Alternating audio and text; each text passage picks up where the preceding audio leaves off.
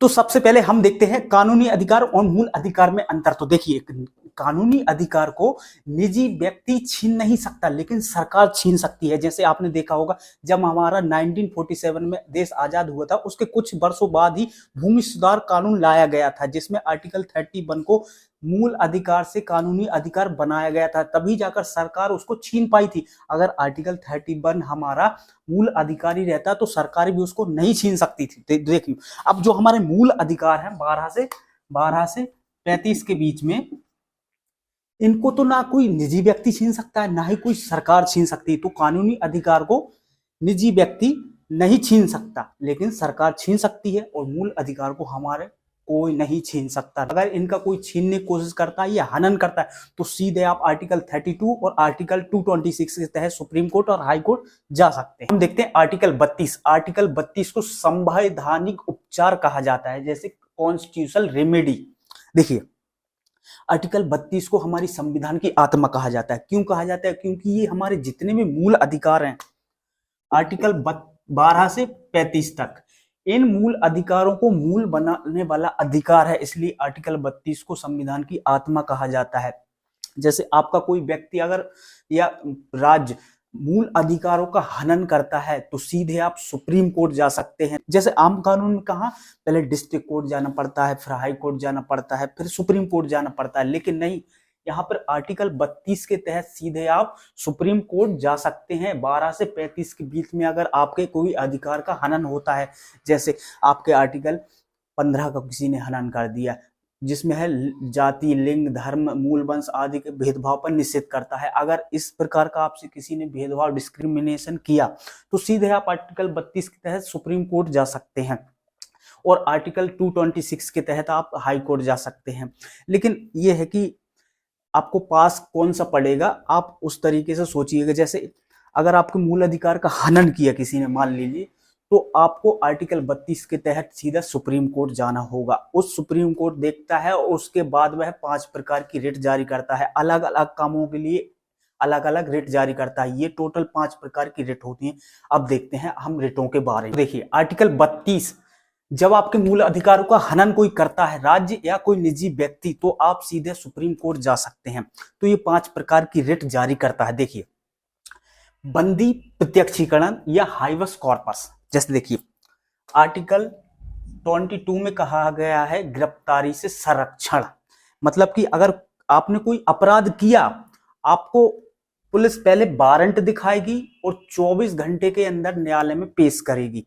अगर 24 घंटे के अंदर 24 आवर के अंदर आपको न्यायालय में पेश नहीं किया जाता, तो आप बंदी प्रत्यक्षीकरण जारी करवा सकते हैं। ये कैसे जारी करवाएंगे? जैसे आप तो पकड़ा गए, आप बैठे हुए थाने में, लेकिन आपका कोई परिवार का कोई रिश्तेदार सीधा जाएगा सुप्रीम कोर्ट किसी वकील को करके, वहां पे वो बंदी प्रत्यक्षीकरण जारी करवा सकता है, जिससे कोर्ट सीधा आदेश देगा। मतलब बंदी प्रत्यक्षीकरण एक प्रकार का आदेश होता है सुप्रीम कोर्ट का। उसमें कहा जाता है सशरीर उस व्यक्ति को मेरे पास लेकर आओ।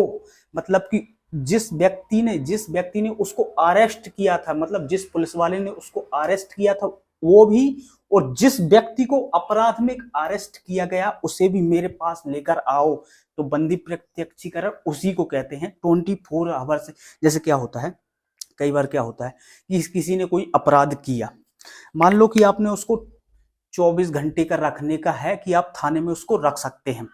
अब पता चला कि 3 दिन 4 दिन से ज्यादा आप उसको रख कर बैठे हैं, कूट रहे हैं, पीट रहे हैं, अब उसका तो मूल अधिकार का हनन हो रहा है।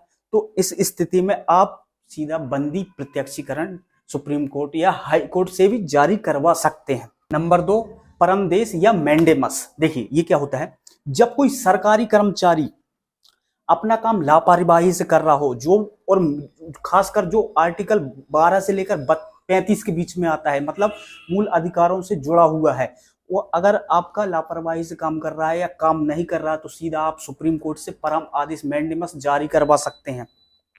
कई बार क्या होता है कि जितने भी अधिकारी लोग होते हैं स्कूल के या किसी भी संस्था के, हर चीज का अलग अलग डिपार्टमेंट होता है, तो वो अपना सही से काम नहीं करते हैं। उस स्थिति में आप आर्टिकल 32 के तहत सीधा सुप्रीम कोर्ट से परम आदेश जारी करवा सकते हैं। अब देखिए, नंबर 3 अधिकार परीक्षा को वारंटो।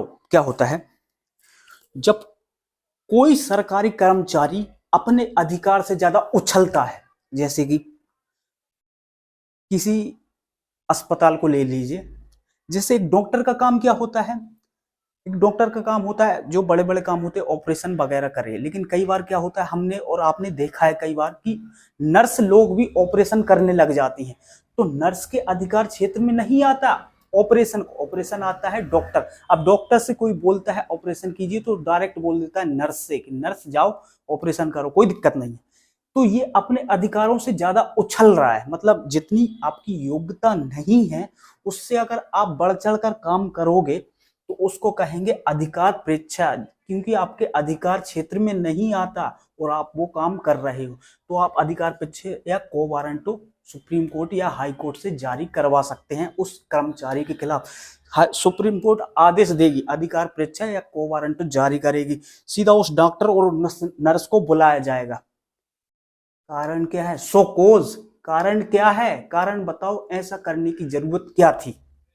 तो आपको अधिकार परीक्षा भी समझ में आ गया होगा। देखिए, अब प्रतिषेध या प्रोविजन, जैसे देखिए, जब कोई निचली अदालत में मुकदमा चल रहा होता है, जैसे डिस्ट्रिक्ट कोर्ट, अब डिस्ट्रिक्ट कोर्ट के अधिकार क्षेत्र में वो मामला नहीं आता या वो मुकदमा नहीं आता, तो उसको हाई कोर्ट बुलाएगी कि आप इसको रोको और मुझे दो।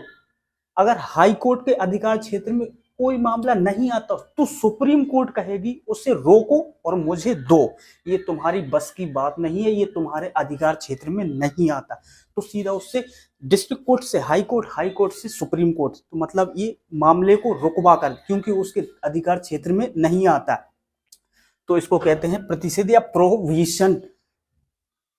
अब देखिए, उत्प्रेषण या सर्ज्यूरी, उत्प्रेषण या सर्ज्यूरी, निचली अदालत का फैसला रद्द, जैसे डिस्ट्रिक्ट कोर्ट कोई फैसला सुना दिया है तो उसको रद्द करवाना हो तो हाई कोर्ट जारी करेगा उत्प्रेषण या सर्ज्यूरी। लेकिन अगर हाई कोर्ट ने कोई फैसला सुना दिया है तो फिर सुप्रीम कोर्ट सर्ज्यूरी या उत्प्रेषण जारी करेगा कि उस फैसले को रद्द करना है। सर्ज्यूरी निचली अदालत का फैसला रद्द करना हो, जैसे डिस्ट्रिक्ट कोर्ट का रद्द करना है तो हाई कोर्ट करेगा, हाई कोर्ट उसको रद्द कर देगा। जैसे हाई कोर्ट का रद्द करना है तो कौन करेगा? सुप्रीम कोर्ट उसको रद्द कर देगा। जैसे district court, high court, supreme court, फैसले को रद्द करने के लिए क्या किया जाता है? उत्प्रेषण या सर्ज्यूरी जारी किया जाता है। और जब निचली अदालत में कोई उसका मामला उसके अधिकार क्षेत्र में नहीं जाता, उससे उसको लेना हो, जैसे डिस्ट्रिक्ट कोर्ट को अधिकार क्षेत्र में नहीं आता तो उसको हाई कोर्ट ने अपने पास लिया रुकवा कर, और हाई कोर्ट के बस अधिकार क्षेत्र में नहीं है, उसके बस की बात नहीं है, तो उसको क्या करेगा? सुप्रीम कोर्ट उसको रुकवा कर अपने पास लेगा, उसको कहते हैं प्रतिषेध या प्रोवाइशन। तो आपको तो चीजें समझ में आ गई होंगी। देखिए क्या होता है, कई बार हमारे मूल अधिकारों का हनन हो जाता है, लेकिन हम इतने तो ऐसे तो है नहीं कि सीधा सुप्रीम कोर्ट जा सके, तो इसलिए हम अपने ही राज्य या स्टेट की जो भी हाई कोर्ट रहती है उसमें सीधा जा सकते हैं।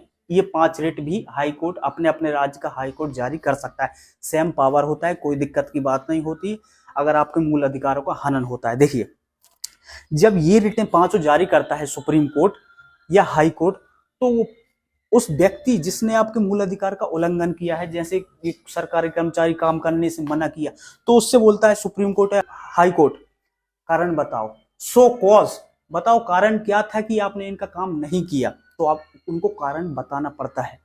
या बंदी प्रत्यक्षकरण हाईवेस कॉर्पस 24 घंटे के अंदर अगर किसी इंस्पेक्टर या दरोगा ने 24 घंटे के अंदर न्यायालय में पेश नहीं किया, तो उनसे सुप्रीम कोर्ट, हाई कोर्ट बंदी प्रत्यक्षीकरण जारी करवा कर कहेगी कारण बताओ, सो कॉज, क्यों नहीं छोड़ा, तब उस दरोगा की अच्छे से वो खबर लेती है हाई कोर्ट या सुप्रीम कोर्ट। आपको समझ में आ गया हो।